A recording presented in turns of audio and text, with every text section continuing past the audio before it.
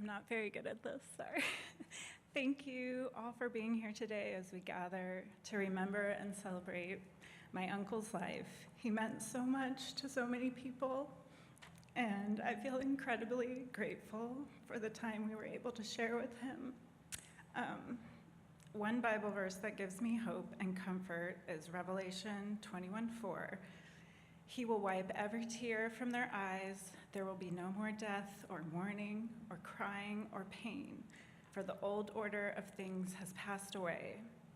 This verse reminds us that while we grieve today, we also hold on to the hope of God's promise of peace and eternal life. I'm so thankful, Uncle Leonard, for all the love and wisdom that you shared with our family, and you will always be loved and never be forgotten.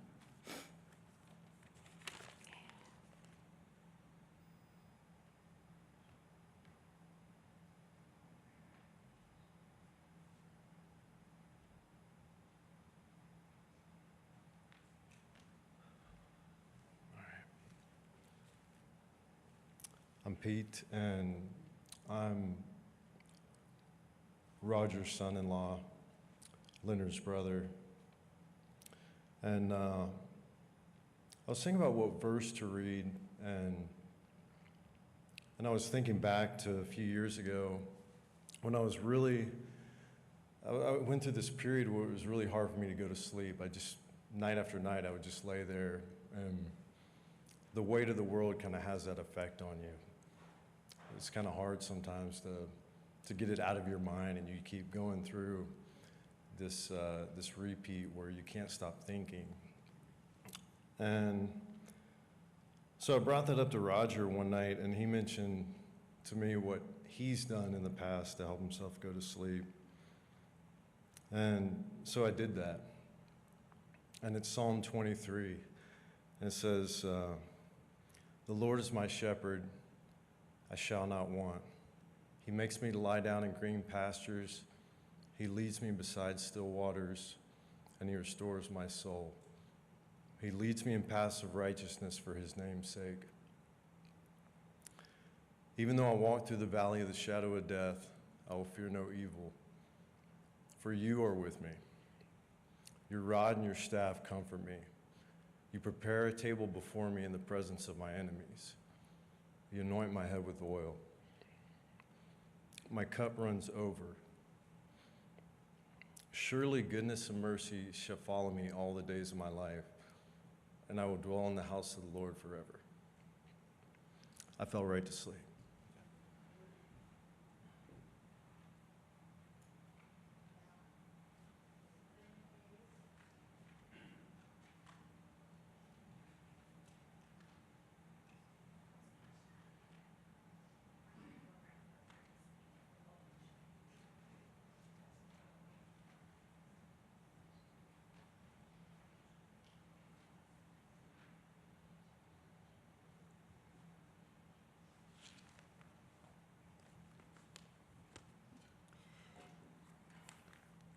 Thank you for that. As a matter of fact, Roger told me about that as well, and that was one of the things that Len and I did every day, 2 or 3 times a day, and especially at night, was say the 23rd Psalm.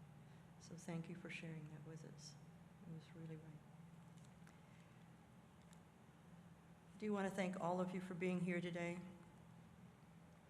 I'm deeply grateful for the outpouring of the support, for all the many people who have helped organize this service here today. A special thank you to the church and to their amazing staff who worked hard behind the scenes to create this beautiful celebration for Len's life. I want to give a special thank you to Bill Memiyaga, Thomas Mateo, the Honor Guard, Orange County Sheriff's Department, for helping put together a very beautiful and honorable service at Miramar National Cemetery. It was just absolutely beautiful, and I'm so honored. To my family, my friends that supported me and held me together through this difficult time. There's so many here. It's difficult to mention all your names, but you know who you are, and I do appreciate it. Thank you. Well, the Len that I knew was a purpose and service. He served our country with duty and honor, and his life as a veteran and a family man defined the path that we walked together. His generosity was real, and steady, and always there. For those in need and for the times that mattered most to him. These memories I'll always hold and cherish forever. Len grew up in a family, a foundation that shaped the way that he faced the world with resilience, kindness, and a steady sense of responsibility. He was the middle brother of three, the late Jim Hayes being the oldest, Roger Hayes, the youngest. And I want to thank Roger and Jane and the family for being so supportive and guiding me and helping me through this very difficult time. I thank you so much. Roger would come to our house and spend time with Len, sometimes just talking over current events or maybe strumming the guitar for a couple of songs, and that would always bring a big smile and laugh to Len. It was beautiful to see. He had such a beautiful laugh, and I'm thankful for those songs, and I'll have them forever. I'm grateful for the bond and the strength that comes from family. Our grandchildren were a true joy to him. He loved teaching them through stories, opening up his jewelry box and sharing memories of his military coins, and maybe the occasional slice of watermelon. Those memories will stay with me forever, and I believe with them as well. There have been so many memories. A quick memory that I'd just like to share with you was from the road that captures Len. Blended the work and his family. There are times when Tina, our daughter, and I would join Len on a trip as he trained the law enforcement agencies across the country. We would load up the van with the equipment, leaving just enough room for Tina, and of course, our little poodle, Miha, little silver poodle, Miha. Len would leave work and travel into an adventure, stopping at places to train, while always making sure that there was a spot for the family to relax. One such trip ended at a little dude ranch just across the border in British Columbia, Canada, where we spent 5 days, beautiful days, riding horseback every day, and sometimes Len would just enjoy a relaxing day by the pool reading the book.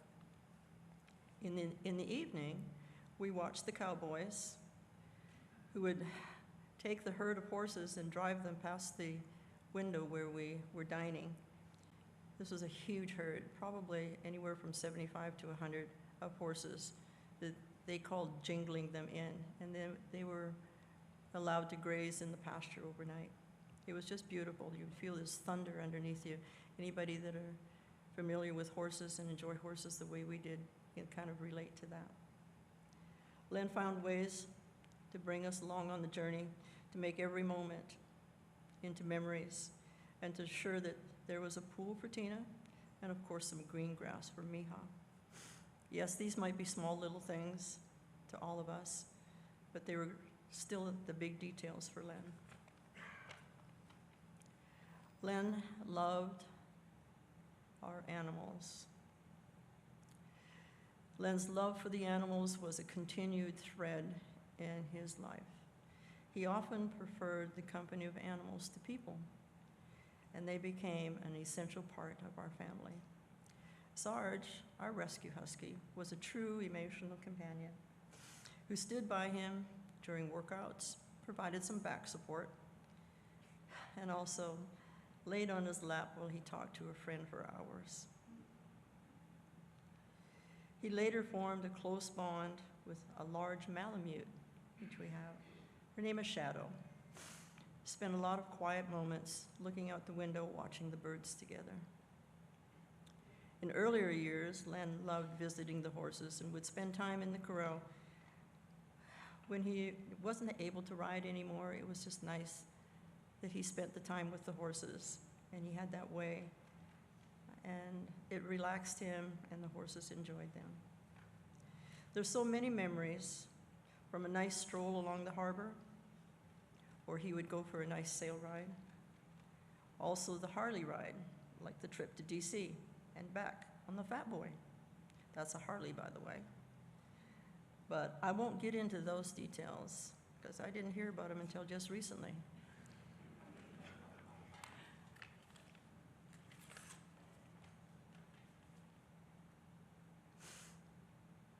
Len touched so many lives, and it's a blessing to hear the stories of so many that have been shaped in the future.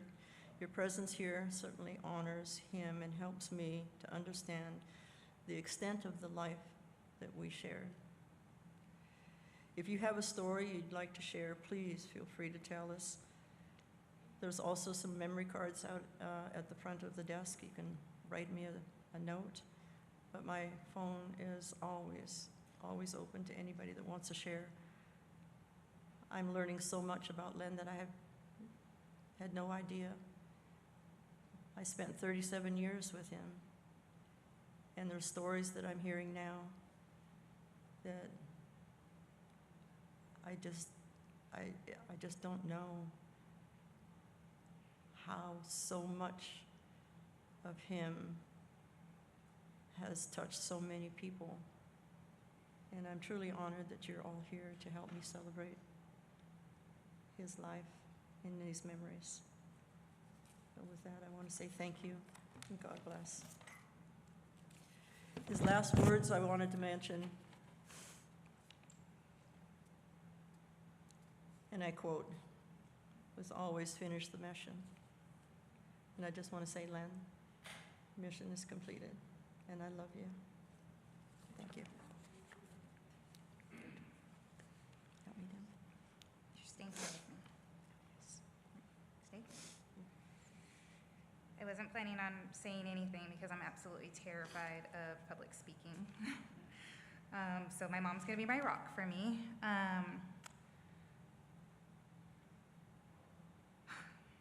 You got this. So I just wanted to say something because I just don't know how I could leave today without sharing how important Lenny is and was to me.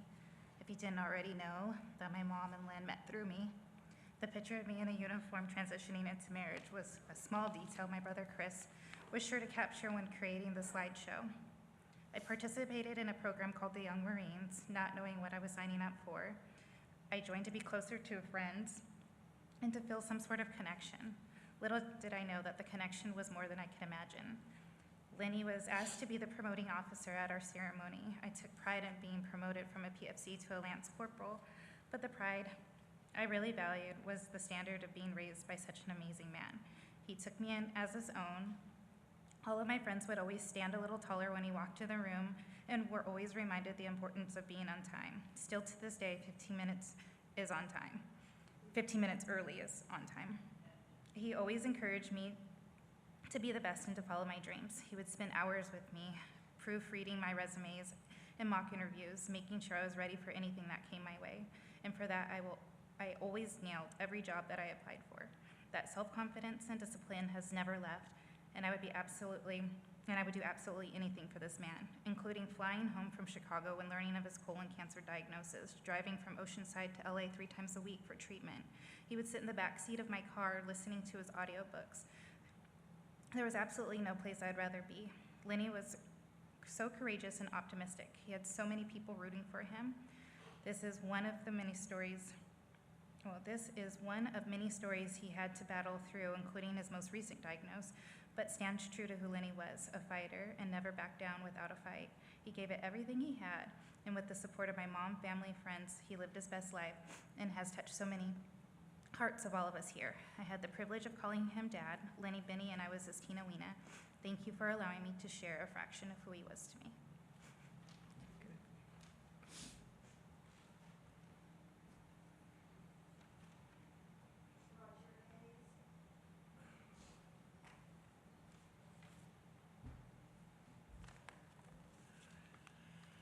Well, first of all, I'd like to say thanks for everybody that came today.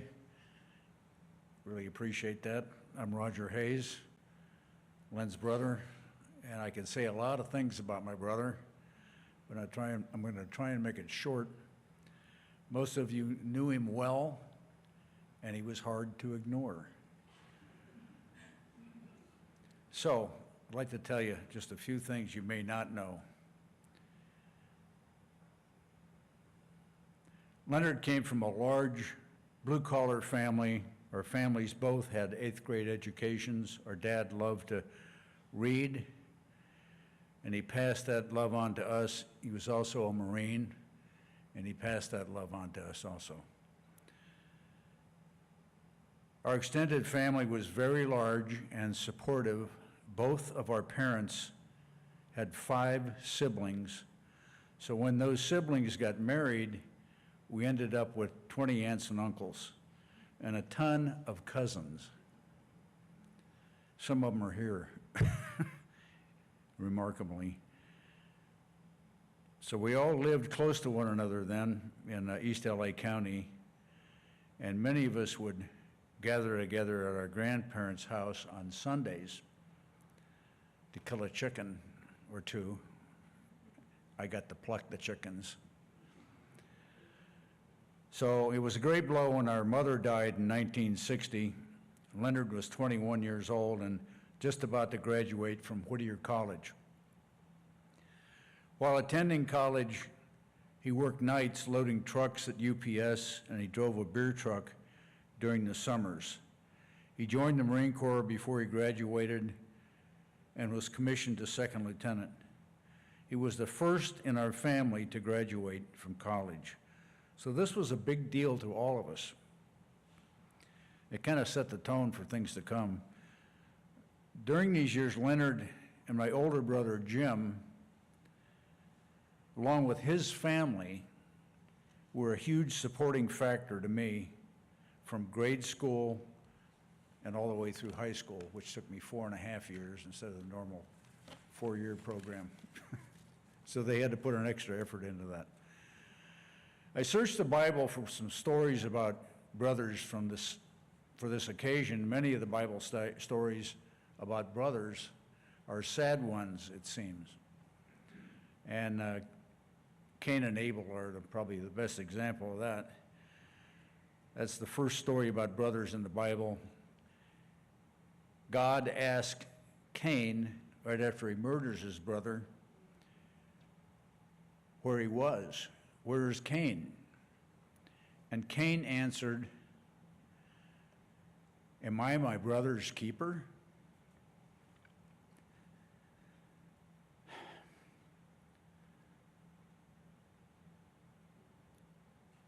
My brother was my keeper.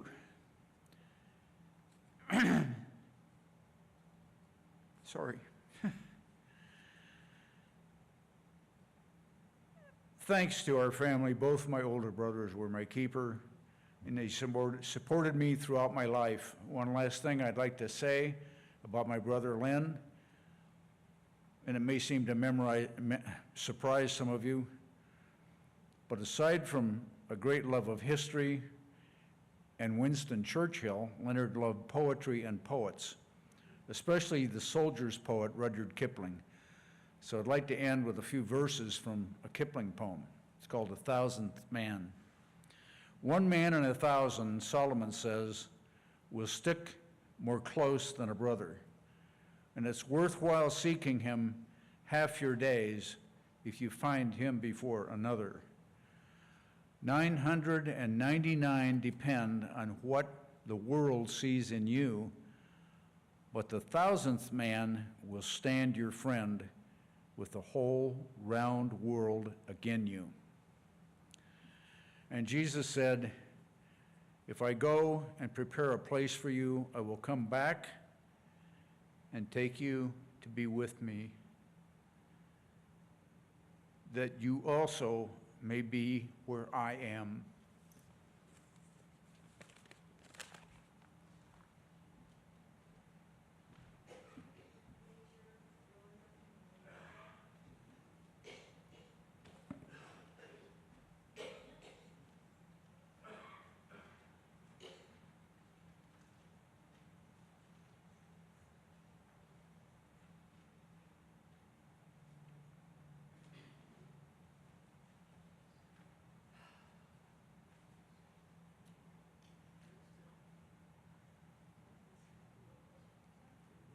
adjustment here.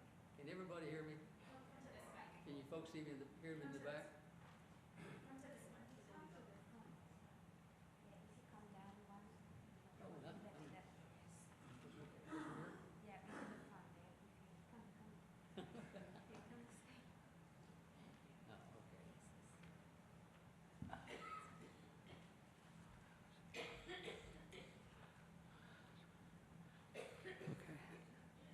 Oh, that's what happens when you don't rehearse, I guess. Yeah. Now can everybody hear me? Better yet, can you see me? Okay, good. I'm Butch Blackshear, known as Rooster to Len Hayes. Hurricane Hayes. I also wondered, after although 57 years of knowing the man, and being very close, I know why he probably has the moniker Hurricane. I just don't know who gave it to him. Is there anyone in this crowd can tell me who gave him the moniker Hurricane Hayes? Okay, Monsoon, okay. Well, I've got a few stories about him. We know why he was Hurricane. All business a lot of times. But I also saw the latter side of Len, mainly because we spent so much time together, both on and off the field. We were at MCRD San Diego in 1969-70. We'd both come back out of their tours in Vietnam, of course. And I knew him socially a little bit for about a year. And then in 1970, when there was the commanding general of the base was hosting the commandant of the Marine Corps, General Chapman. So, everything being like it should be, there was an officer's call, a reception for the commandant. And this was in the summertime, and we were all in our whites. Any of you remember what the white dress uniform was? And it didn't have any buttons on it because you had to have it starched. So we're standing in line, and my wife and I, and the ladies with all the officers. And I turned around, and there's Major Hayes with his lady. And I introduced him to my wife. She had never met him before, and I said, okay, Major, this is my wife, Louise. She'd been a wife for about 10 years, a Marine. She looked at him. She says, Major, your uniform is screwed up. You can imagine, if y'all knew Len, you can imagine the look on his face when she said that, this little 5-foot-tall wife. Well, she proceeded to take the buttons, and you had to put them through a little hole and had a little cotter pin in the back to hold them straight. She took every one of them off while we're in the line and put every one of them back correctly. And she said, now, Major, the wings of the eagles should be parallel to the deck. And at that time, I think that's the time that we actually became very good friends as a family, Louise, myself, and Len, and Len. So we spent a number of years away from each other. He was an infantry officer, I'm a tanker. We ran across each other again one time when he was at National War College and I was at Quantico. And then I was about 1986, I just finished an I&I tour at 4th Tank Battalion and 4th Medical Battalion, the 2 reserve battalions. And we didn't have a whole lot of time off for about 3 years. At the end of that time, I had about 90 days on the books, so I get home and say, I'm gonna take 30 days leave. So I'm sitting out in the patio about maybe 3 or 4 days into that 30 days. I'm sitting out there having my first Bloody Mary, and the phone rings. I pick it up, Blackshear Residence, Rooster, Len Hayes here. What are you doing? I said, I'm having a Bloody Mary. I've got another 27 or 28 days on leave. He says, BSS G7 at 29 Palms is moving to Camp Pendleton. I'm taking command of the regiment, of the brigade, and you're my XO. Be here tomorrow morning at 8 o'clock. And before I had any time to say, hey, I'm still on leave, the phone went dead. So the rest, I walked in and mixed up a second Bloody Mary and spent the rest of the day getting my uniforms ready. The next day, he was waiting for me, and told me what the mission was. And the mission was to validate the concept of prepositioned ships, which actually came to fruition about 6 years later. And mainly a lot of it was because of Len Hayes and his Marines. So anyhow, that's the story about Len. His leadership style, as some of you may have known, he was always spot on. He was not a micromanager. He'd give you a task or a mission and send you on your way. If you needed more guidance, you come to him, he would give it to you. If he didn't know what the answer was, he would take you and you would find it. That's leadership.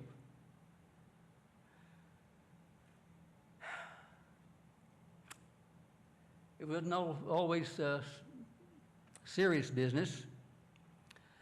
There was a time that we were up at the Mountain Warfare Training Center and close to the Nevada border, and I had to return early. Len had to stay up there for a reason. The next day, they had to fly out of Reno. Well, in Reno, there's a horse ranch up there. Has a bunch of fillies in it. It's called Mustang Ranch. You didn't have to go there to participate in the follies or the bronc busting, but they did have a gift shop. You could buy souvenirs. So Len came back with a souvenir. It happened to be a bumper sticker. There happened to be a lady colonel on the base. They had a sports car. And somehow, we don't know how for sure, that bumper ended up on the back of her car, on a bumper. And it says, riding instructor, Mustang Ranch. About 2 days later, I'm sitting in the office and I hear there's high heels stomping down the hallway. Where is he? And my office was here. Len was sitting right next to me. Nobody went to see Len. They came through me. I'm the XO, right? And there's a little porthole that you slide this back and forth. And I said, boss, here she comes. Well, I said, there's a window there. There was a window behind him. I said, you might want to take that window. And he just leaned back in his chair and had that Len Hayes grin on his face. He was smoking a cigar at the time. So she comes in, and I said, good morning, trying to be polite and all. And she says, where is he? I said, Colonel? Yeah, you know who I'm talking about. And she didn't even hesitate. She walked right into his office. Well, I heard part of the conversation. And he actually turned it around, telling her he was indignant that she would think that he would do something like that. She said, I've even been whistled at. And so he finally said, look, he said, I'm happily married. I wouldn't go to a place like that. We got all kinds of Marines here on this base. So he kind of diffused the situation. But to this day, we don't know exactly how it got on her bumper. So, anyhow, he also had a penchant for giving monikers out to Marines. His moniker was Hurricane. We had Monsoon. We had Stormy. We had Spindle Shanks. And we had Rooster. And also there was a guy named Bluetooth. I can't remember where he was. So, anyhow, I wear that name as a badge of honor because it came from him. His sense of humor, his decisions were always spot on. And I'm going to miss my friend and mentor. Thank you.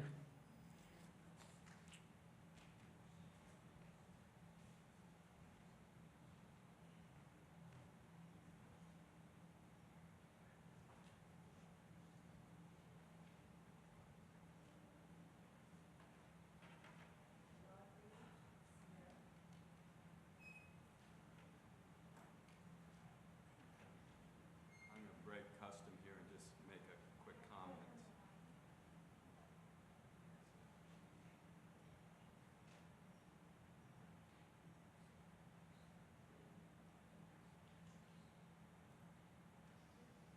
Am I on? Good. I'm going to break custom here and just make a quick comment on behalf of this ceremony. I met Colonel Hayes just a couple times, and he was a little bit more feeble then, but you could just feel the man's aura and dignity and pride and respect. And I didn't care what his body was doing, you could just feel it in the man. And as I listened to people talk about him, I was thinking about, gosh, I wish I had served under him. And part of the reason why, I didn't know Colonel Hayes, and I was never in the military, but I knew General Hayes here in the audience, who ran our horse ranch with impeccable integrity, devotion. I had a couple of my horses there, and there was no place I felt my horses were ever more safe than with you, Len. And for your husband to really help source you, because you were so devoted to us at the horse ranch, and there must have been an incredible amount of devotion coming your way, and vice versa. And I can feel it, it's palatable.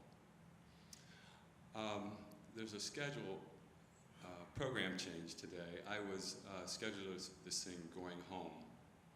It's a beautiful song, and although I was practicing it this week, every morning I'd wake up early, like around 4 o'clock, and this other song was coming through my head, and I was going, what is going on here?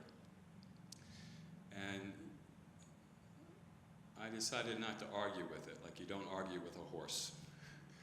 So this song the lyrics is from a poet and minister from England 400 years ago, George Herbert. And then it was set to music about 100 years ago by Ralph Vaughan Williams. And I'd like to share it with you now.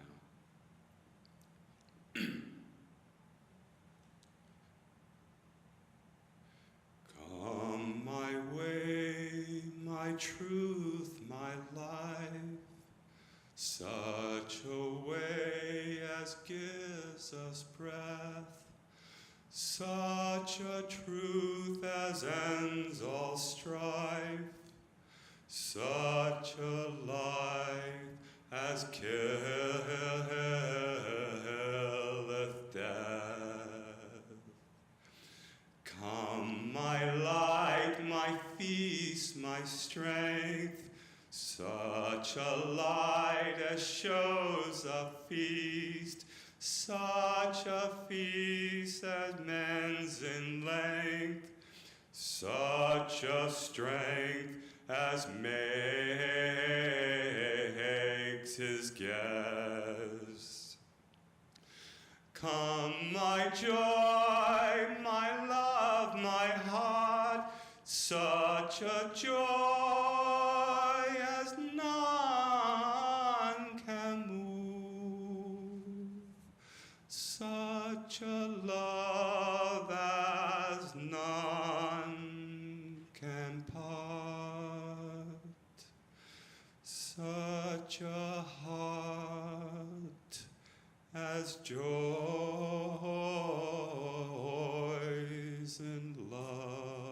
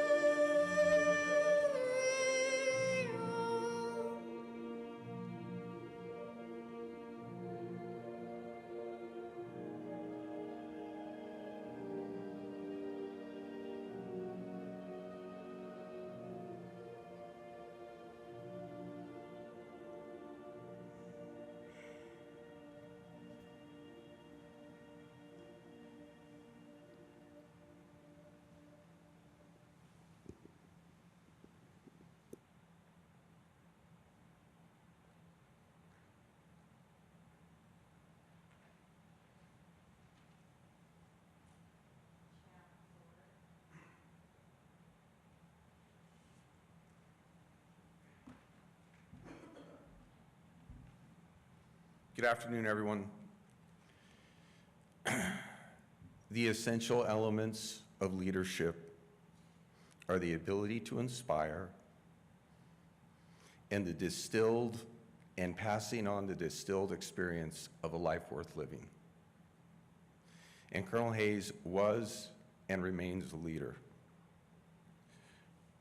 both in and out of uniform. You know, once upon a time, I was a Marine sergeant. I got the moniker Spindleshanks because I ran hard and shaved my legs. I still run hard and shave my legs, so nothing's changed, I suppose. I worked under his command. Normally, sergeants and colonels don't breathe the same airspace, but we did. And I was a good Marine. And Colonel Hayes said, I think you should get out of the Marine Corps and go to college. Not something I was prepared to hear, but he saw something in me, and I did. He went to my graduation. He went to law school. I mean, come on. He went to my law school graduation. He officiated my marriage. So, you know, in many ways, Colonel Hayes was more of a father than anything I've ever had. His leadership and his commitment will live on through me and my family. I have a story about him, and I think about it every time I hear Billy Idol. And I know we're in a church, but at the end of the story, I gotta have an hoorah, okay? Because this is so Colonel Hayes. He's in Japan, he's flying back to the United States. At the time, you could either fly commercially or military, it depends on how it's going. And so he and his, there was a couple of officers that he was flying back with, and they got to fly commercial.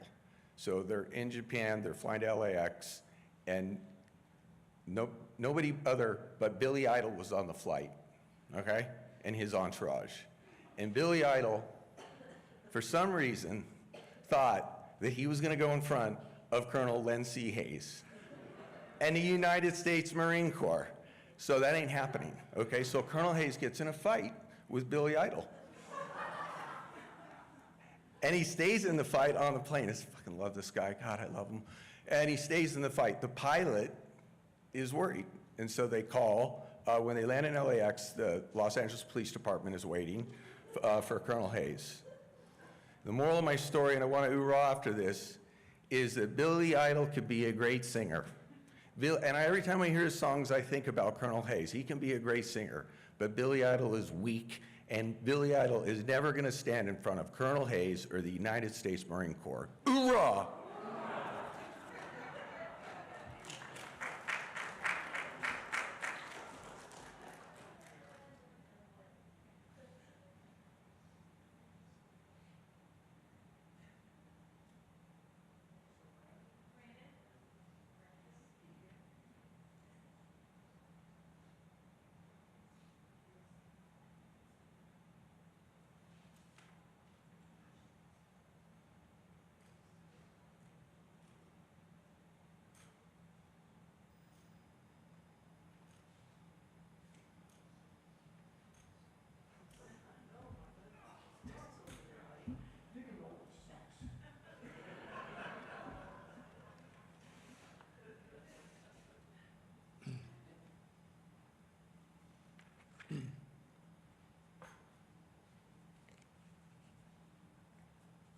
As I start, I prepared this with Lynn's permission, and every time I send her something, I said, it's 12 minutes.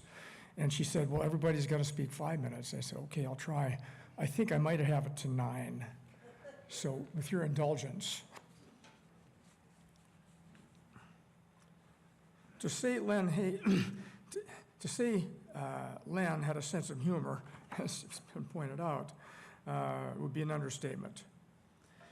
In a recent reminiscence with Len, I wondered how many people knew the full breadth of Len's character, his personality, and core wiring. Reflecting on that, I want to share an amusing anecdote. Len was Orange County Emergency Manager on September 11, 2001. Immediately, Len created the Private Sector Terrorism Response Group. and in enlisting me to head up the communications advisory team. A year later, he asked me, I lost my glasses today too. He asked me to speak at a symposium of counterterrorism professionals on communications technology. As he began, the 3x5 cards that I had in my hand shot across the room like a hand in a card game of 52 pickup. Len, as he gleefully recounted the story many times, noted he was sitting next to a cop who looked at Len and said, "I've got a gun. Do you want me to shoot him?"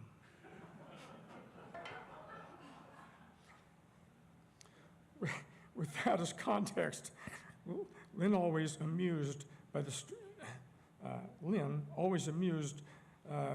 story told countless times over the years by Len, of course, issued a directive not to use 3x5 cards. So, with just a sheet of paper in hand, I'd like to share parts of a 35-year-long journey, the relationship I enjoyed with a man who would become neighbor, confidant, and friend, close friend. I first met Len as a neighbor in 1991. The Hayeses had just hired a skilled craftsman, Aline, as Len liked to call him, a Frenchman, for needed upgrades. Laying down the concrete patio, the day was hot, the concrete was hot, and starting to and curing much too fast for one guy. Having been a mason, I grabbed my finishing tools. Len noticed things like that. I once characterized my relationship with Len as a metaphor, the odd couple. Setting out to make military a career, I joined the Navy 2 days after my 17th birthday. Well, it didn't quite work out that way. Len always teased I had too many good ideas and I was too willing to voice them. Followed by, "Brandon, you should have started out as an admiral and worked your way down."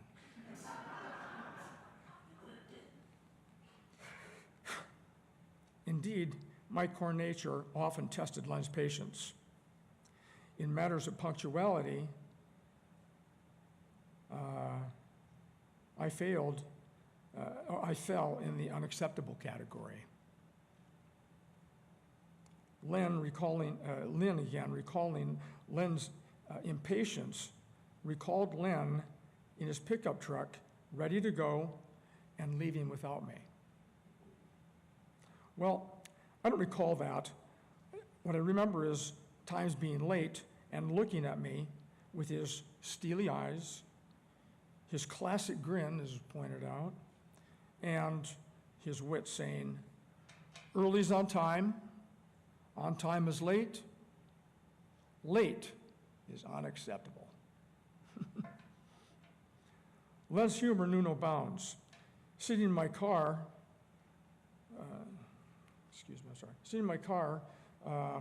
bloviating about my high level of situational awareness, when all of a sudden, I felt an arm.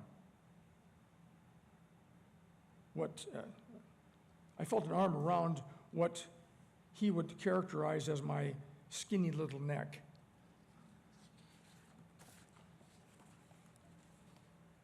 Reflecting on Len's post-military endeavors, as a headhunter, I took great interest in Len's transition from, let me try that. Thank you. They probably will. I always borrow Len's glasses. Yes, thank you, Len. Okay, much better. So reflecting on Len's post-military endeavors, as a headhunter, I took great interest in Len's transition from the lofty ranks of colonel to civilian employment.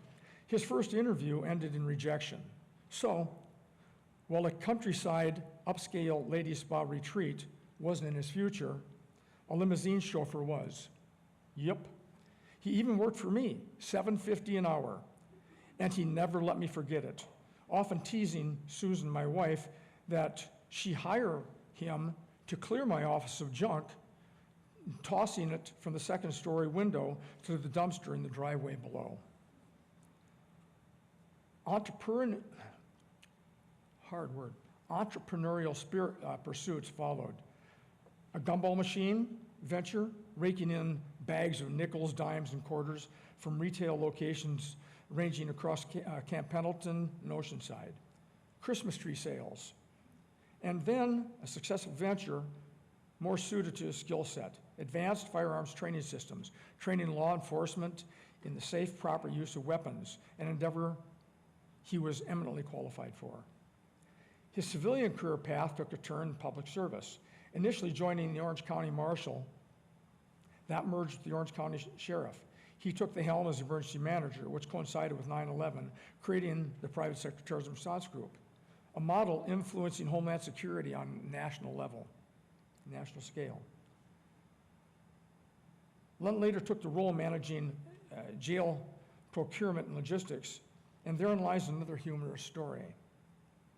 A position opened up for an equipment room manager. Applicants included a cast of males and a slightly built Asian female. Interviews completed, Len instinctively knew who the best person for the job would be. He knew why. Tools and equipment had a propensity for vanishing. And it worked out. The problem with inventory control vanished just as he predicted. I think you know who we hired.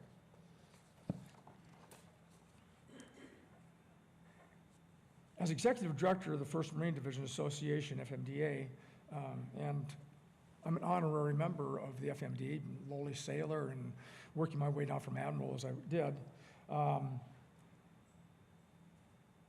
Len spearheaded sponsorship of the Honor Run, a 2009 event starting in Oceanside, bound for Washington, D.C. Hundreds of Harleys joining from towns and cities along the way across America. Hurricane Hayes among them, riding a salmon-colored bike, which, as a sailor, I teased that Marine about as being pink. Promoting the event, Len secured 1,000 flags that lined I-5 Camp Pendleton border. Indeed, the flag at my side, one of 25 of those flags, each representing 10 years of the Great Republic's history, was flown again on this July 4th in his honor, a reflection of the American patriot that was Len Hayes. In my mind's eye, his most significant contribution to the FMDA was recognize the impact of aging membership, separating the FMDA Scholarship Fund to a separate operating entity, thus ensuring the prime mission, the scholarship's survival and solvency beyond the association itself. But he did more than that. He made the scholarship available beyond simply college to those seeking careers in skilled professions. Beyond his work life, Len had a passion for serving in other ways. Along with his brother in arms, Ed Brundage, they participated in the Arizona Minuteman Project, securing our border, and they joined the fledgling California Minuteman, spending many long weekends in the baking sun and under the stars, providing organizational advice to the leadership team in support of U.S. Border Patrol surveillance activities. As a member of the San Diego World Affairs Council, Len gave presentations on strategic policy and matters of military affairs. Len embodied Semper Fi. He was a lion in more than any rhetorical sense.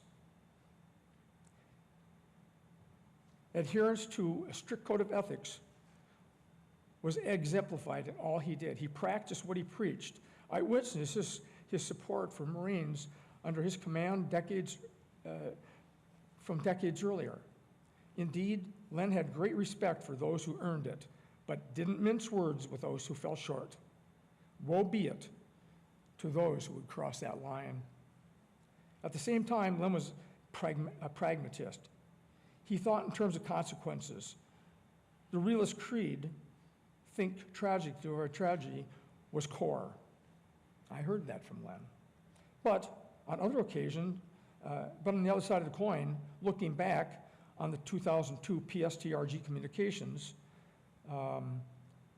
Len reflected on the bureaucratic inertia of the time, opining the pursuit of perfection often stands in the way of getting anything done. So I'll conclude with these next few words. October 2013, Len and Roger set out to breach the barricades, protesting government national monument closures and taking the trip to Washington, D.C. I invited myself along. Memorializing that trip, I witnessed the affection of two brothers, Roger and Len, one of them in our motel room. They engaged in a wrestling match of sibling dominance. Wouldn't have missed it for the world. I can think of two words that, in my mind, characterize Len best. Servant leader, an exceptional trait too often lacking in today's executive class, public or private sector. I saw that in many ways. All my children worked for Len. My two daughters at the FMDA, and my son at AFST and the FMDA. Len was a practical man with common sense, two traits that underscored his approach to leadership. Demonstrating these characteristics, he brought business continuity to all that he touched. Len was often loath to ask for others' help. Upon his return from the honor run, it was Len and a sidekick that took the flags down, awaiting further deployment. Indeed, the flag at my side, one of 25 of those flags, each representing 10 years of our great republic's history, was flown again on this July 4th in his honor, a reflection of the American patriot that was Len Hayes. Did I repeat that? I'll finish with, Len was thoughtful, clear-thinking, succinct in his communications. These are characteristics and qualities that are, let me be direct, uncommon. He had an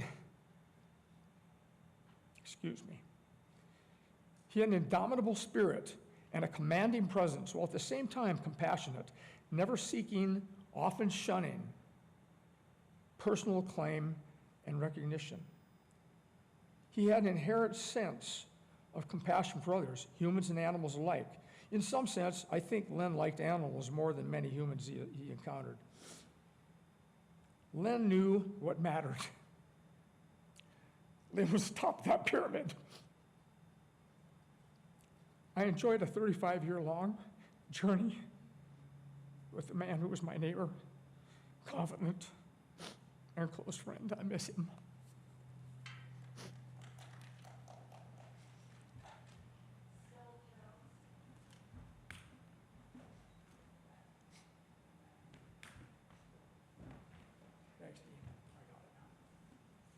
Good afternoon, everyone.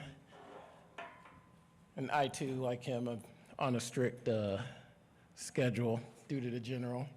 I do have a tendency to ramble, so I'll stick to the script. But I'd like to thank you all for being here and allowing me the honor of speaking today as we gather to celebrate the life of my father-in-law, Leonard Hayes.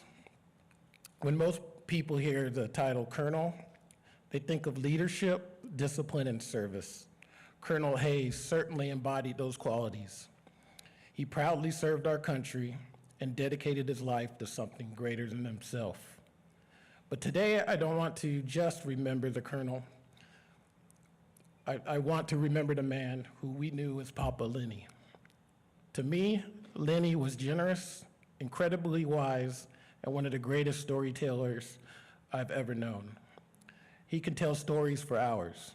Many of them came from his time in Vietnam, which carried a lot of side perspective from my father's stories, who ironically did tours in Vietnam in many of the same locations. But they were never just stories. They carried lessons, perspective, and wisdom that could only come from a life fully lived. One of those lessons came during one of the most difficult periods of my own life, when I was released from my probationary period from my first law enforcement gig. Lenny sat down with me and shared his perspective. He didn't dwell on the setbacks. Instead, he taught me the importance of being thorough, detailed, and analytical. He reminded me that setbacks are a part of life, but they don't define us. He encouraged me to stay level-headed and to overcome adversity and to never lose sight of what mattered most, which was family. And those words stayed with me. Like many marriages, mine and his daughters had difficult moments early on, but years later, one of the greatest compliments Lenny ever gave to me was telling me how proud he was of our family and of what it had become. He loved seeing his grandchildren grow and succeed in wrestling and jiu-jitsu. But more than that, he loved seeing our family grow stronger instead of growing apart. Coming from a man whose opinion I respected so deeply, those words meant more than I can ever express.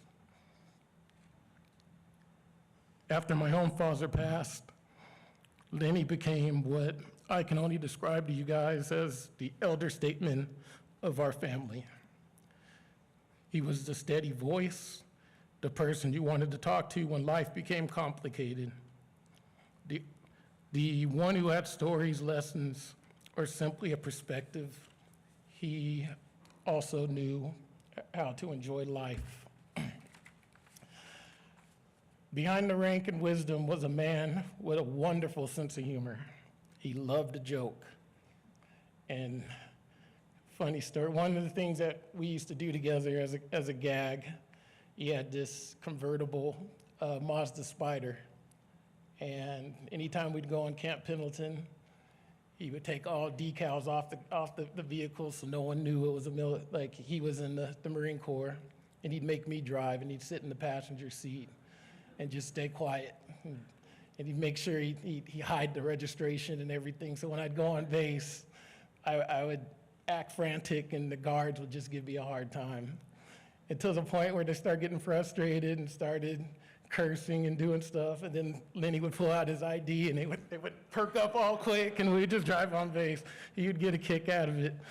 And if you spent enough time with him, there was a good chance he'd make sure you'd have a glass of scotch in your hand before the conversation really got going. And one of the first times I sat down with him, I remember him asking, he's like, "Do you drink scotch?" And I said, "Oh, no." And he's like, "You want a glass?" And I was like, "No." And he's all, "Well, I'm not really asking you, I'm telling you." But the moments weren't really about the scotch. They were about spending time together, telling stories, laughing, and building relationships, and those moments I'll miss. When I think of Lenny's legacy, I don't think it's measured only on his military service, as remarkable as it was. I think it's measured by the lives he shaped, the wisdom he passed on, and the family he helped strengthen. Today, our family lost a major player. We lost our elder statesman. We lost a coach, a mentor, a storyteller, whose presence brought strength and stability to us all. But if Lenny taught us anything, it's that setbacks are never the end of the story. He taught us to stay strong, to persevere, and to remain level-headed, and to continue to focus on what matters most. So while his chair may be empty, his lessons will continue to guide us. His stories will continue to be told. His wisdom will live on through his children and grandchildren, and everyone fortunate enough to have known him. The greatest way we can honor Colonel Leonard Hayes is not to simply remember him today, but by living the values he modeled every day, by staying strong, persevering, and by loving our family, and by making family something he would continue to be proud of. Colonel Hayes, I thank you for your service to this country, for your continued guidance, your humor, your stories, and unwavering presence in our lives. We'll miss your stories, your laughter, and most importantly, that glass of scotch. Thank you. Thank you.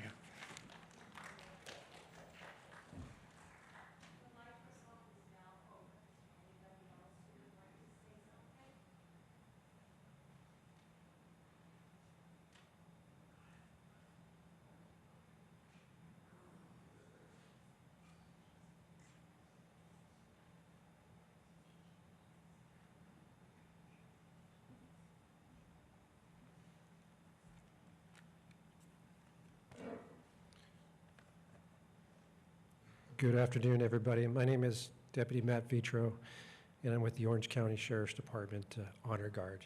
And I'm going to be reading this on behalf of retired Captain Tom Twellman, Orange County Sheriff's Department. My name is Tom Twellman, retired Captain, Orange County Marshals and Sheriff's Department. I first met Colonel Len Hayes 27 years ago in 1999 when he walked into a command staff interview to be hired for the position of training manager for the Orange County Marshals Department. Having read his resume prior to the interview, I was both impressed and humbled by all he had achieved in his 30-year Marine Corps career. I can truly say that in my 40 years in law enforcement, I have never read a more impressive background file.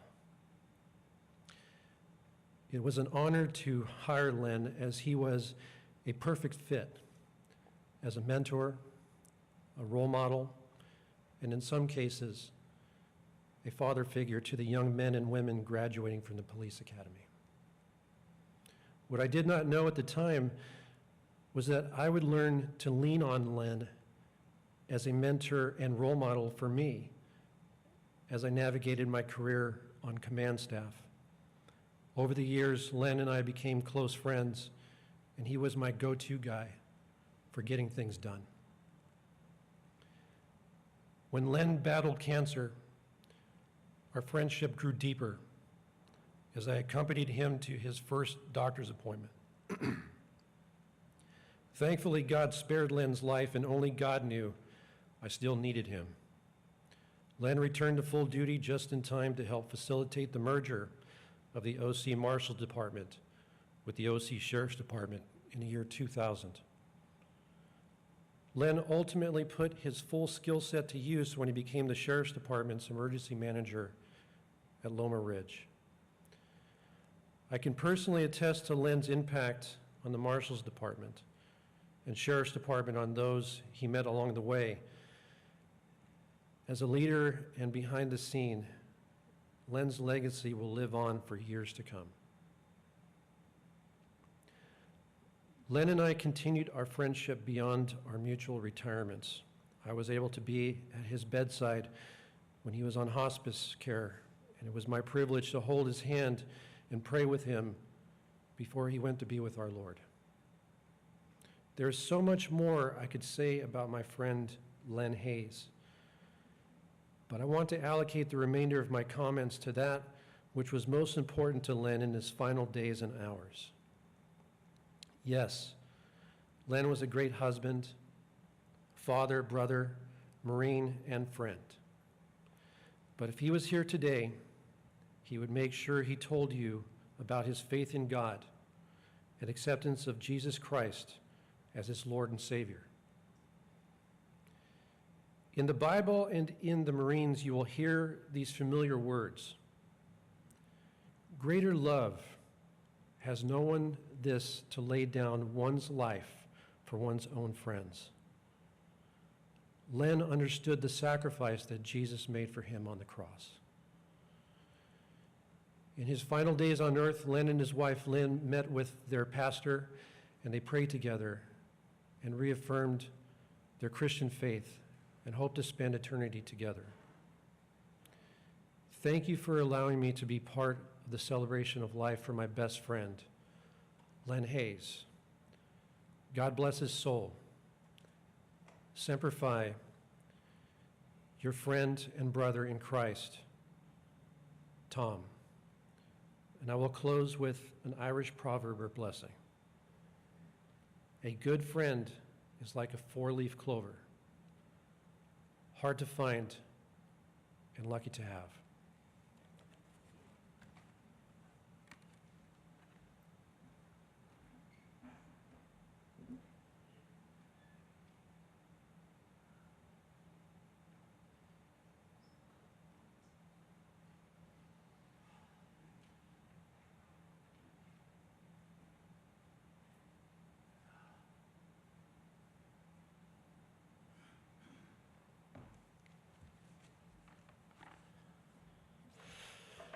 Good afternoon.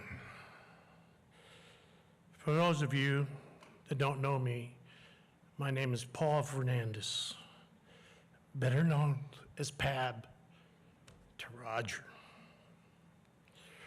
Roger and I grew up together since kindergarten.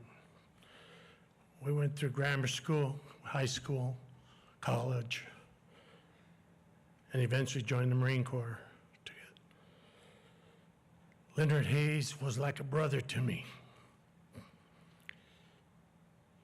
We're here today to mourn the loss, but more importantly, to celebrate an exceptional life.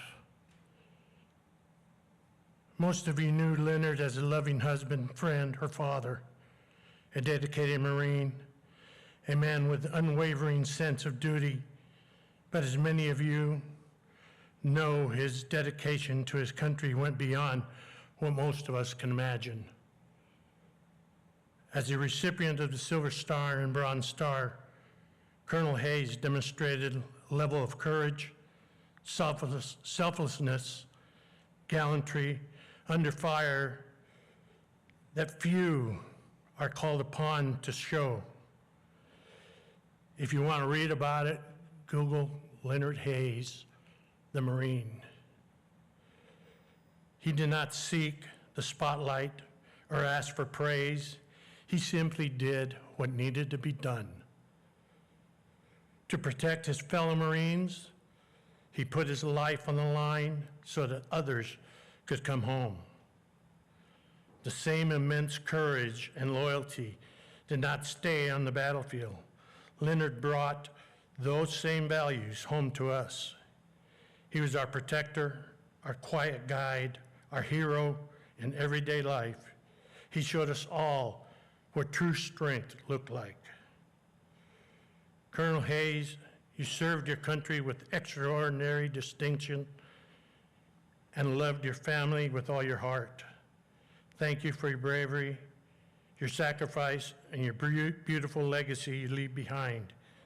You will be deeply missed, but your spirit will live on with all of us. Rest in peace.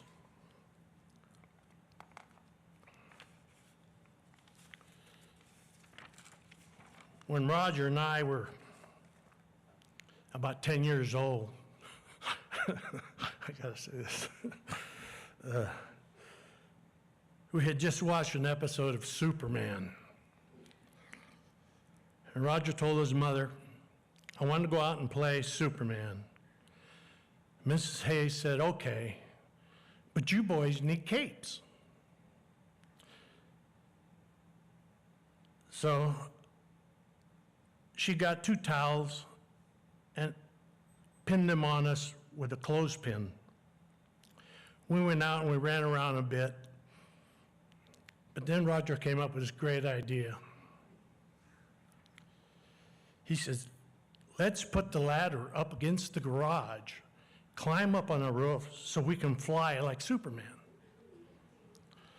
So we climbed on the roof, and Roger went first, and he jumped off the roof. I went next, and in the landing, I twisted my ankle so bad that Leonard had to carry me all the way home. And no, we could not fly. Another time, I was allowed to spend the night at Roger's house. Mrs. Hayes told Leonard, you have to sleep on the couch so the boys can sleep in the bunk beds. After going to bed, Roger and I heard some noises. Roger said, hey, Pat, did you hear that? And he looked down to the bottom bunk. I said, yeah. He says, what's going on? Just then we sat up in the bed, and this giant figure in a white sheet stood in the doorway going, boo. We screamed, and Mrs. Hayes came out saying, Leonard, take that sheet off and go leave the boys alone. Another time, when we were about 12 or 13, Roger said, hey, let's build a fort. So We said, how are we gonna build a fort? He says, I got a great idea. Let's get a couple shovels and we'll dig a trench. He says, we'll go way in the backyard and we'll dig this trench out. And it seemed like it was 100 yards long, but in reality, it was only 5 or 6 feet long. And it was 3 feet by 3 feet. We threw cardboard over it, covered the trench up so that we could have a tunnel. One day when we were inside the tunnel, we were drinking a Coke, when all of a sudden we heard a voice outside stomping on the roof, caving it in. It's King Kong! It's King Kong! Suddenly the roof was caving in on us. We scrambled out, only to realize it was Leonard stomping on the roof. He looked at us, laughing. He told us, okay, boys, fill it all back in before Dad gets home. There were several other occasions. There were several other interactions with Leonard. He helped us guide us through difficult situations. We looked up to him as a big brother. Roger and I both joined the Marine Corps to follow in the same tradition.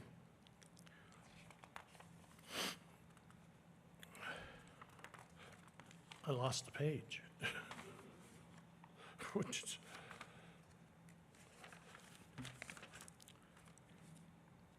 I would like to thank everyone and Len, all these people here today sharing your grief. And to my blood brother, Roger, thank you for sharing your brother with me.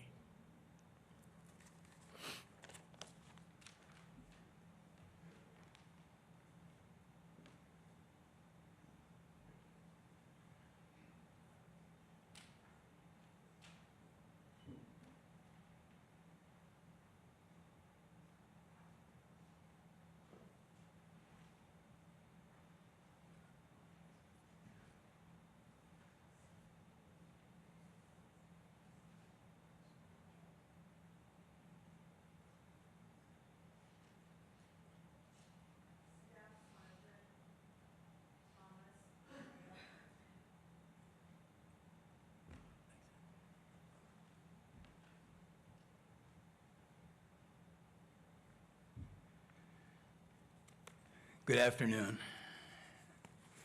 Len, Tina, Roger, how you been? Haven't seen you in a long time. It's my distinctive honor being a Marine who served under Len's command. I've known him for 61 years. We're here today to honor a man who served with courage, discipline, and a sense of quiet strength. He wore the uniform of the United States Marine with pride, but he carried something even greater. That rank, medals he carried, meant nothing to Len. He had a deeper love for his country, his family, and surely I can attest to his Marines. My name is Thomas Stormy Mateo, and I'm a Marine Staff Sergeant. I was promoted to that rank by Len Hayes meritoriously in combat. He wanted me to take a battlefield commission on February 25th, 1969. I refused it only because I knew I could handle the officer part. It was the gentleman part I was going to have a real problem with. And I think he knew that. But Len, from the inception when I met him, it was a unique scenario. As a young PFC, imagine being in Hawaii, 18 years of age, we're getting deployed to Westpac, and I'm in a swimming pool with 2 girls, a bottle of tequila, and a lounge chair. I'm about 3 hours late getting back to base. Len at the time was only a second lieutenant at that time. And MP said, you gotta get out of the pool. I said, not until I either hook up with the girls or drink the tequila. Obviously, I drank the tequila. But when I got back to base, they brought me in, and Len was sitting there, and he just looked at me with those eyes, as we all know. Just said, get the hell out of here. I guess he saw something in me that maybe was him. I don't know. But that was the nature of Len Hayes. He always would fondly call me magnet ass, since I'm the recipient of 6 Purple Heart medals under his watch. People often ask me, don't you know how to duck? I tell them, I kept hearing Len telling me, stand up. He always taught me to lead from the front, stand up.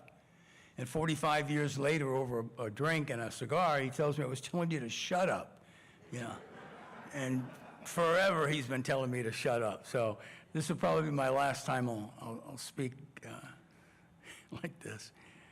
Him and I were friends for such a long period of time. I mean, even when we left the military and I went into law enforcement in 1970 when I got out of the Marine Corps, I was able always to pick up the phone and be able to talk to Len. He had that capability to communicate to you about just about anything. I mean, whether it was a failing marriage I was in or a command staff issue that was going on, he always had a sense of, he knew where to go with it. And you always felt confident with taking that control from him. As a Marine officer, I can assure you, and I can pick up the phone and call Marines right now, I have never known a human being that had more compassion for his men, who gave more for his men, and who sincerely was a wonderful leader. It wasn't just about giving orders for Len. Len gave me the opportunity when I came back after we served together in 65 and 6.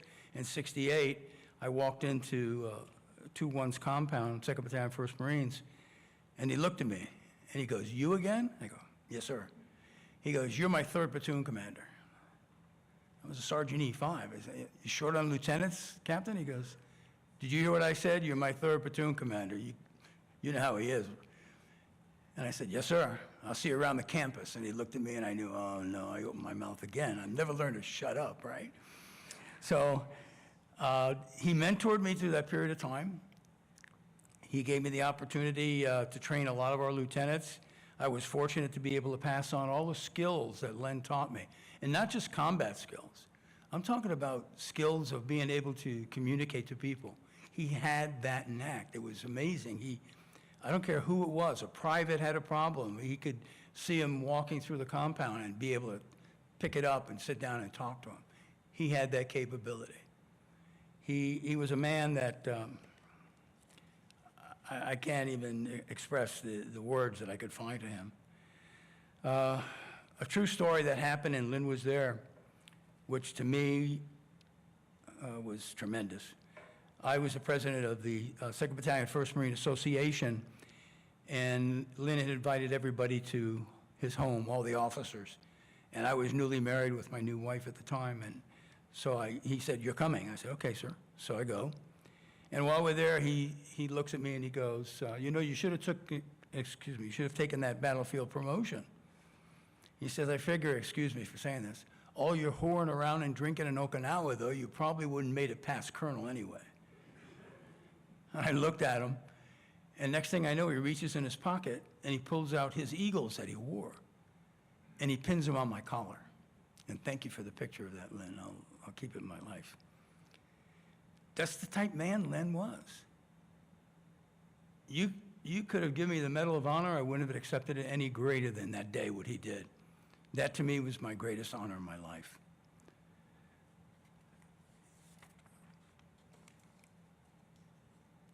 Len was just a tremendous human being. He led from the front in everything that he did. Everything that he did. I can't think of anybody in this room that had touched or been with Len that cannot say that he was in charge. Sorry, Len. At times.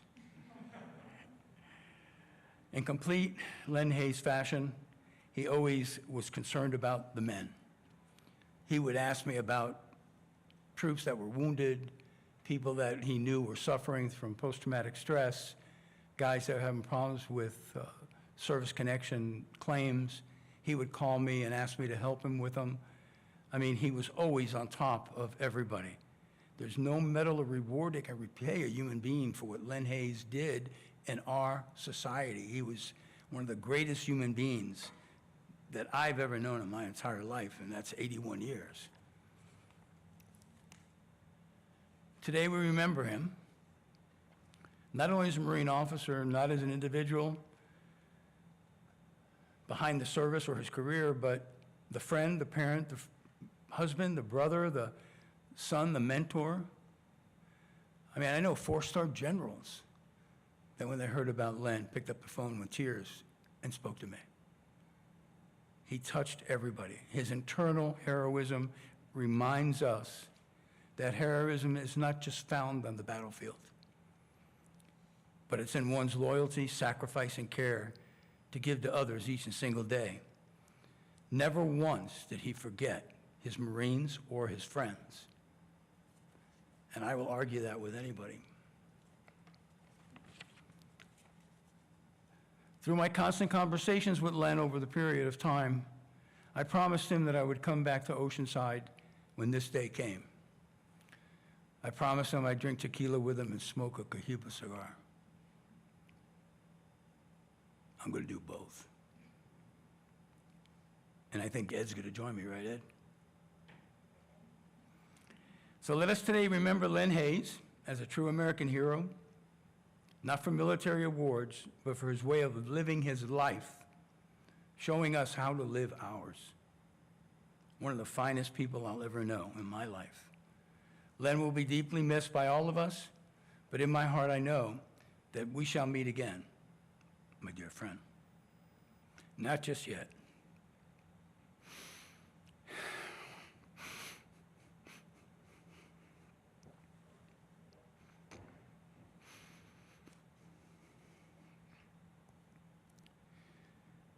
Excuse me.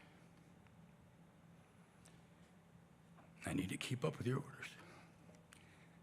I'll keep attacking. Thank you.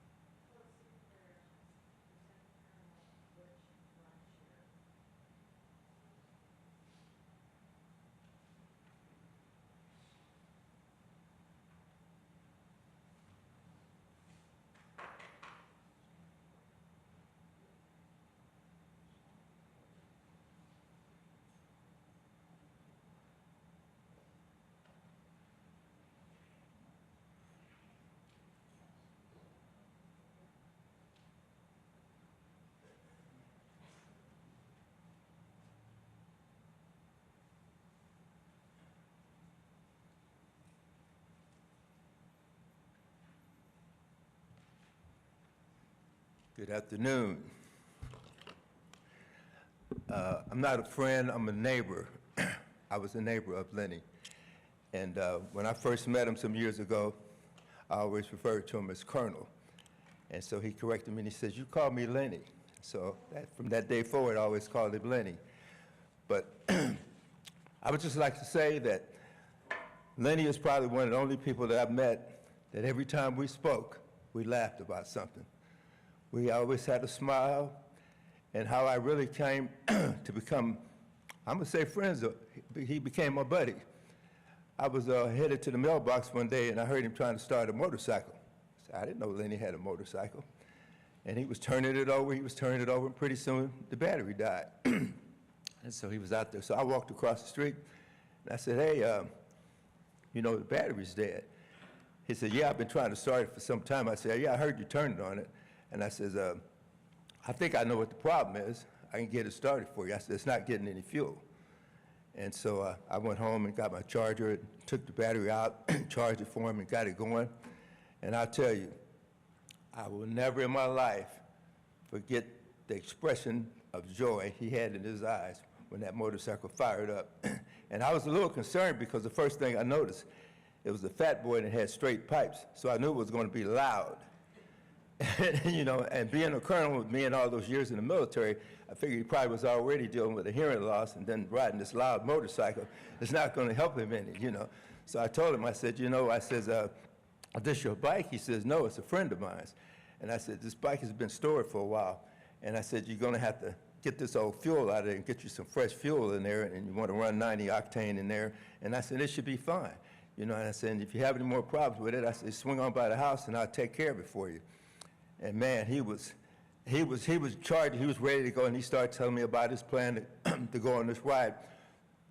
We call it Ride to the Wall in D.C. While the veterans, they have all the veterans named up on the walls and everything. He was really excited about that. I mean, he was so excited about it, he got me excited about it. Not to go, but to make sure I assisted him in what he needed on to go. So I talked to him about getting prepared to go cross-country and everything, because I do cross-country runs. And I said, you got to get your rest. And I said, but you got to get it like a week before. I said, because the week of and the night before, you won't sleep. I said, you just won't. You won't sleep. You're all excited about leaving, and you won't sleep. He says, okay. So we went to breakfast, and we talked over it, and that's when I found out he also liked Corvettes. His dream car was to own a Corvette one day. I think, Len, you put the brakes on that. But anyway, we talked about vets. I said, I used to own vets. You know, I had 2 Corvettes before. And here we go again. We had a good conversation going again. But I can tell you this. Len was sincere in everything he endeavored. And what I liked the most about him is he was old school Marine, and I mean that in the most respectful way. He was a real soldier, and I love guys who are real soldiers. I love their stories, because their stories are not BS. They are the truth. They really lived some tough times. They know what it is with tough times. Len came up when things were really tough in the military for everybody, you know. And he made it through, and he made it through successfully. So right off the bat, he was a man of honor to me. And I just want to say that I'm just really, really honored to have met Len and become a buddy with him, got to know him, and got to know somebody who was really a great person. And Len, I want to thank you for sharing this information with me for the services. And if you ever in need of something, I'm not the man, I don't have the muscle I used to have, but I'll be there for you in any way I can. And I remember this young lady right here when she was just a little girl walking the streets barefooted. And I said, what are you doing out here with no shoes on and it's cold? You remember that day? And I look at her, she's an adult. But anyway, I can only reiterate what everybody said great about Lenny. It's the truth. It's nothing but the truth. It's what I've known from him, living around him. He was a great neighbor. He's just a great guy, and he was real. And that's what I love about him. So may he rest in peace, and God bless everybody. Thank you.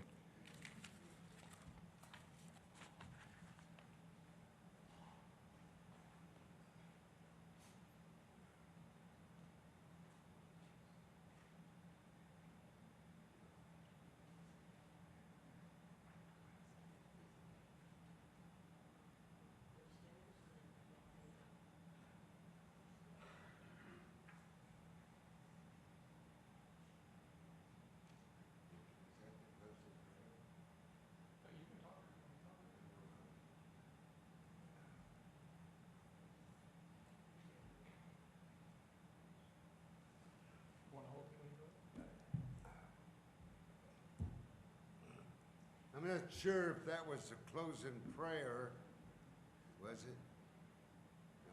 No. Oh, who does?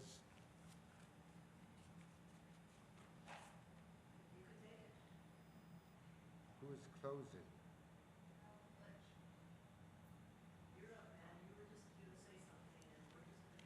No, I was just gonna say, there's some great stories. You don't know the stories with Hurricane Hayes. There's so many of them. I needed a second pump overseas, so I don't have to spend an entire year. I could go for 6 months with per diem if I could get a unit to take me.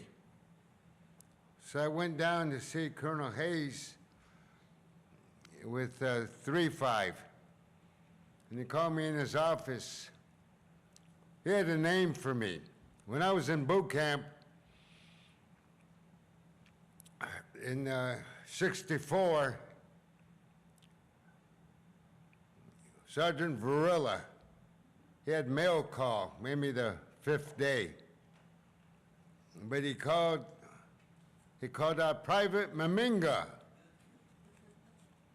My name was Mimiaga, but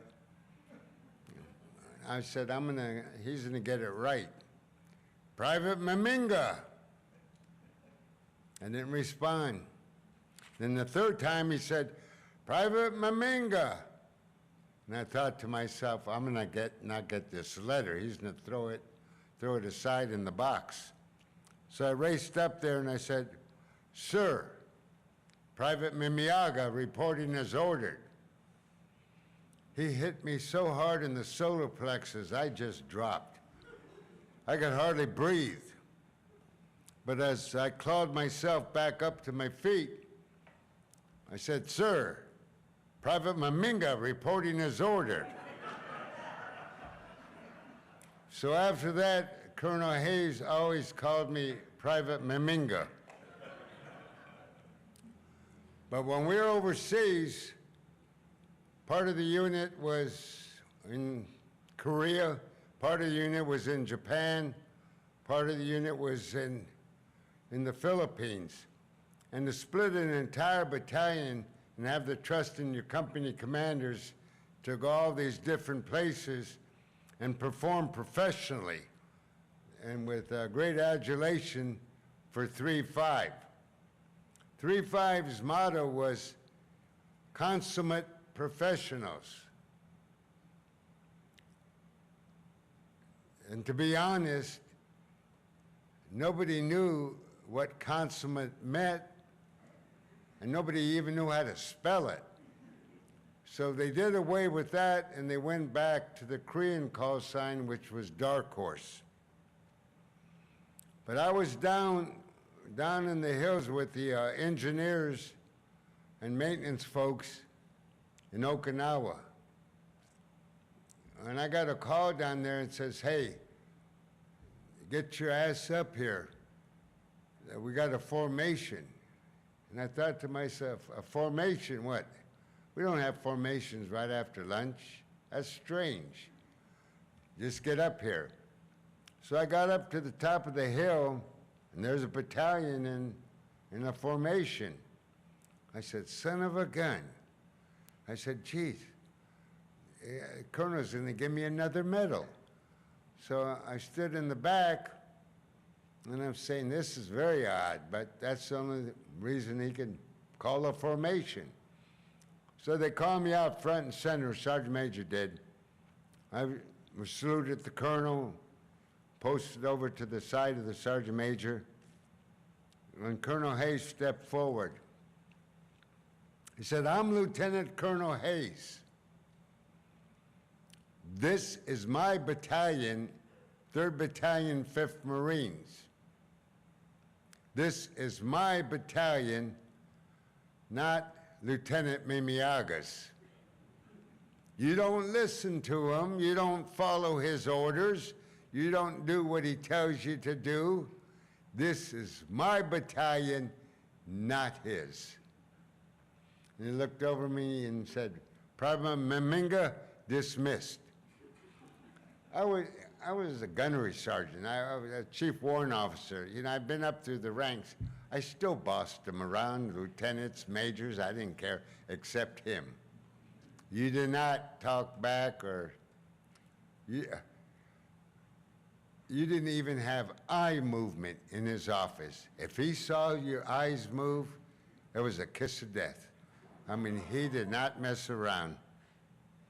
But anyway, those were the days of, and we have many stories with Mo Modesto Severio on the beach in Cadena, Blue Beach, the money that was made off of Mo's Majestic Diners, and Stormy with his combat promotion, 7 Purple Hearts.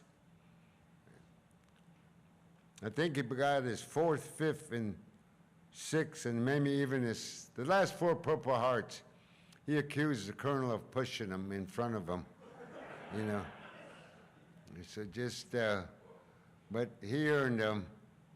Another thing the colonel did with Ed Brundage. We had a show in the Pacific coming to Camp Pendleton with Captain Dale Dye, a director for all these war pictures. to make them accurate. Dale showed up. Everybody was getting their medals, their miniatures all set up. That way they look spiffy, sharp for Dale, and to see the premiere of the movie at the 17 Area O Club. Big dinner, big affair. Well, Colonel Hayes was going to get his miniatures mounted because his were all falling apart. And Brundage says, "Sir, can you get mine done also?" Colonel Hayes says, "Not a problem." So it was an evening of the festivities, the dinner, the banquet, the watching of the premiere. But when Ed walked in wearing his coat and tie and his miniatures attached, he had on his miniatures a World War II victory ribbon, Asiatic Pacific ribbon, Pacific Mediterranean ribbon, medal. He had the actual medals on there. When we walked in, we're just shooting the breeze, but the colonel walked over, or it could have been the general. Yeah, the general. General walked over and looked at Ed and said, "You look kind of young to have been in World War II." And Ed was puzzled, and we all glanced over. And General, isn't that a Iwo Jima medal he's wearing right there? Guadalcanal in 42? And Ed's looking like this. I love Colonel Hayes. Oh, he got him. He got him good. So Ed was reporting his stolen valor and investigated for a couple years. But he got over it. But anyway, this was a wonderful time to gather and everybody to get together. And I appreciate y'all coming out. Now, is that it, Lynn? Who's there? Or is there someone else? I can't see that. Okay. Oh, please, come on up here. Is he wearing an eye patch?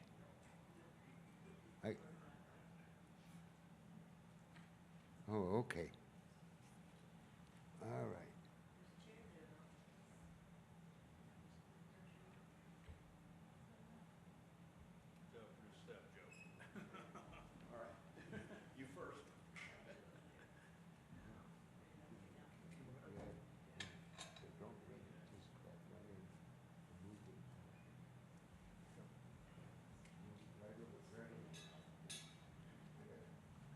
My name is Dave Randall, another retired Marine, and I didn't actually have an opportunity to serve with Len. I left the 1st Battalion at the recruit depot in '69, and he came in '70 as the XO, so we had ships in the passing. But I did have occasion to know Len through an organization that we call the Choir Group. We all go to Mission San Luis Rey on Monday. Kurt Bruce, Roger, Len, Joe, Captain Jack, and we'd sit around there, drink coffee, and tell war stories and tell lies. But mostly, Len told most of the stories. Now, there was a time in the Marine Corps when you could get away with a lot of things, and you were forgiven a little bit by doing that. One of Len's famous stories was the time he rode his motorcycle into the club at Cadena and did wheelies in the middle of the bar. The next day, the colonel called him in and said, "Give me the keys to your motorcycle. I am putting you in hack for the next 3 days. If you're lucky, I'll give you back the keys when you come out of hack." But mostly what I remember about Len was if the conversation lulled, he always had a story to come up. And we exchanged stories about people that we knew and those kind of things. And just listening to Len talk about his experiences and what he did and his time in the 1st Marine Division Association brought back a lot of memories. But I really want to thank Len for the times that we had breakfast up at the house on the patio. She does a great salmon bagel breakfast. And I want to say thank you, and I really appreciate the time that I had an opportunity to spend with him. I learned a lot from him, and it was a pleasure to have known him.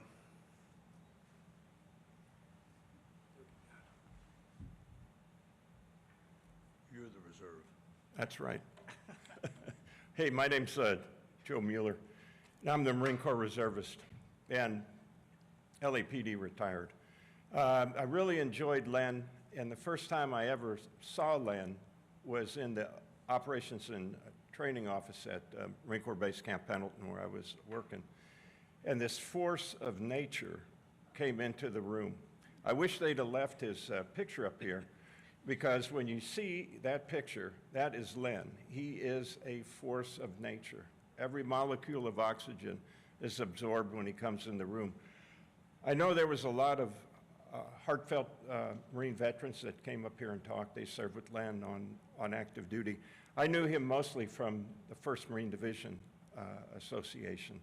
But again, he was a force of nature. He kind of led us along. I enjoyed him because I think not only did he understand the reserves, but he also understood law enforcement. And it was hard to get a balance like that. And there's a lot of good people here. I always felt like I was at home with the Hayes family, with Roger, with Len, and a lot of good mentors that I had along the way, even in the room, Juan Duff and Kurt Bruce. But again, I think it's a sad moment for the passing of Len, but it's also kind of a great moment to celebrate his life, because he was a celebration unto himself. He was that force of nature. Thanks for letting me talk. I appreciate it. Lynn, thanks very much. Really appreciate everything that you've said and done too.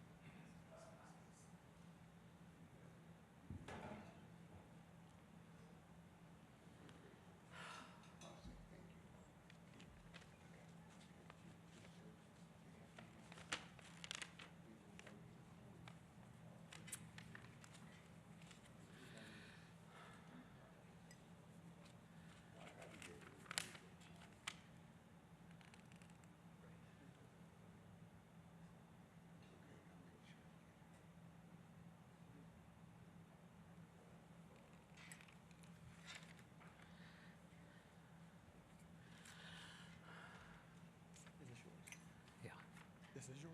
No, it's yours.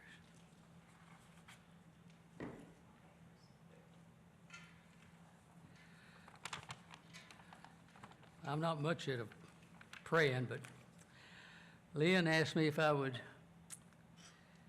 give the prayer at the end of the session. I found this poem. The poem is kind of like a prayer to me, and what it says is exactly what I think Leonard Claude Hayes would say to this gathering right here. When I come to the end of the road, and when the sun is set for me, I want no rights in a gloom-filled room. Why cry for a soul set free? Miss me a little, but not too long. And not with your heads bowed low. Remember the love that we all shared. Miss me, but let me go. For this is a journey that we all must take, and each must go alone. It's all a part of the Master's plan, a step on the way to home. So when you're lonely and sick at heart, go to your friends that we know. Bury your sorrows in good deeds. Miss me, but let me go.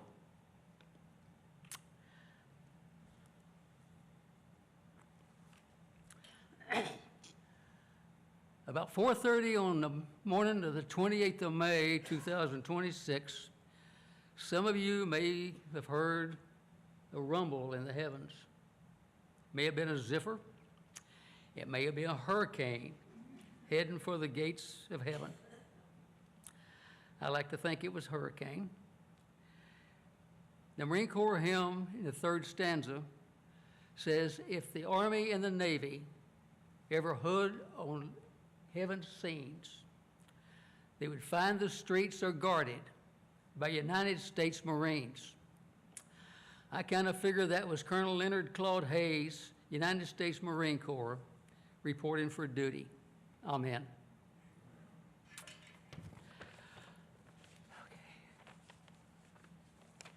If everyone will please rise.